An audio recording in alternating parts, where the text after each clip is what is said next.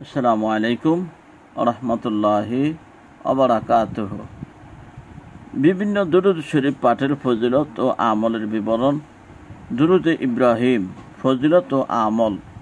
দুরূদে ইব্রাহিম বলা হয় আমরা যেই নামাজে দুরূদ শরীফ পাঠ করি ওটাকেই বলা হয় দুরূদে ইব্রাহিম। আল্লাহ তাআলা ইরশাদ করেন, আত্তাখাযাল্লাহু ইব্রাহিমা খলিলান। আল্লাহ তাআলা হযরত ইব্রাহিম আলাইহিস সালামকে খলিল বা বন্ধু হিসাবে গ্রহণ করেছেন। অন্য জায়গায় আল্লাহ তাআলা বলেছেন, মিল্লাতা আবিকুম ইব্রাহিম। হযরত ইব্রাহিম আলাইহিস সালাম হলেন আমাদের প্রিয় নবী হযরত মুহাম্মদ সাল্লাল্লাহু আলাইহি সাল্লাম এর পূর্বপুরুষ।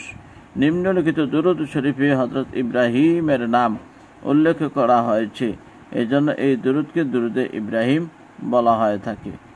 এই দুরূদ শরীফের প্রধান ফজিলত হলো স্বয়ং রাসূল করিম সাল্লাল্লাহু আলাইহি সাল্লাম এই দুরূদ শরীফ সাহাবায়ে কেরামকে শিক্ষা দিয়েছেন। এই কথা বুখারী ও মুসলিম শরীফে উল্লেখ আছে।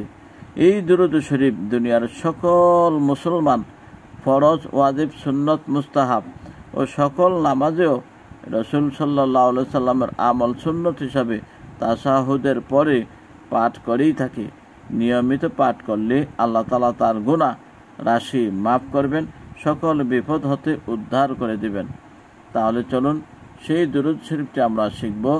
আল্লাহুম্মা সাল্লি আলা সাইয়্যিদিনা মুহাম্মদ ওয়া আলা আলি সাইয়্যিদিনা মুহাম্মদ কামা সাল্লাইতা আলা সাইয়্যিদিনা ইব্রাহিম ওয়া আলা আলি সাইয়্যিদিনা ইব্রাহিম ইন্নাকা হামিদুম মাজিদ।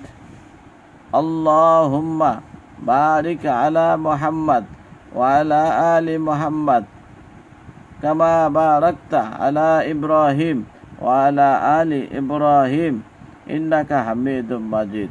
এখানে বাংলা উচ্চারণ দেওয়া আছে, আপনি ইচ্ছা করলে ভিডিওটি পোস্ট করে তা মুখস্থ করে নিতে পারেন।